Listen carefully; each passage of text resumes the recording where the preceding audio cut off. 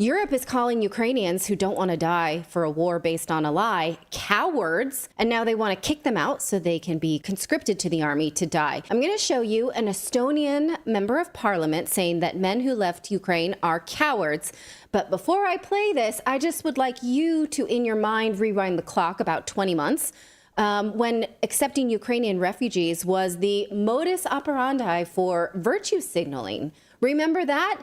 Anyone you knew who was collecting antibiotics or food or baby car seats for families for Ukraine, oh my gosh, those people were Mother Teresa because the whole world was all in on accepting Ukrainian refugees.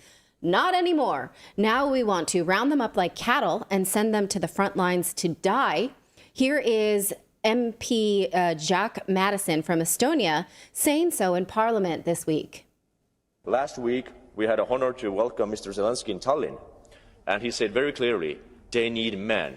They need more men because thousands of men have died, also from the Ukrainian side.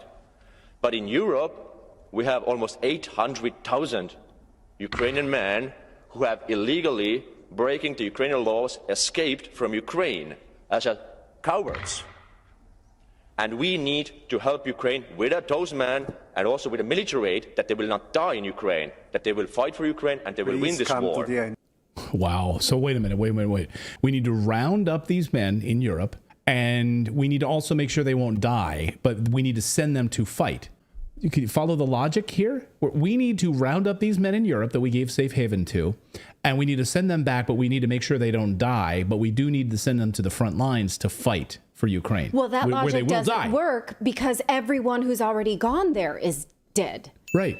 And so you wouldn't need them if the people fighting were not already dying. Yeah, he's making the point that Zelensky was here saying we need men. We're out of men. We need men. Yeah. Where'd they go? They go on vacation? Why doesn't that guy strap on some boots and go out? Because politicians are still selling this lie about the war in Ukraine, which we're going to go over again, all the lies.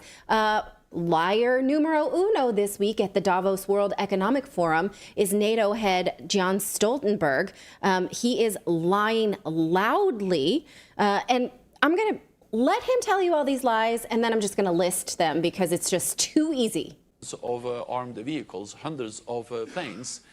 This is something that matters for Russia and for ordinary Russians. Their economy is struggling. They are paying a high economic price. They are paying a high political price. They're more politically isolated, also in the near abroad, in Caucasus and Central Asia.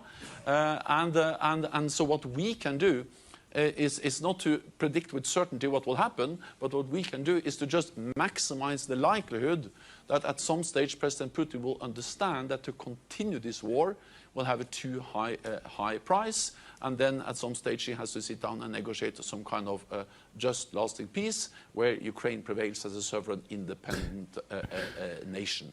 And the paradox is that if we want that to happen, a peaceful, just end to this war, the way to get there is more weapons to Ukraine. So the more credible we are in our military support, the more likely it is that the diplomats will succeed.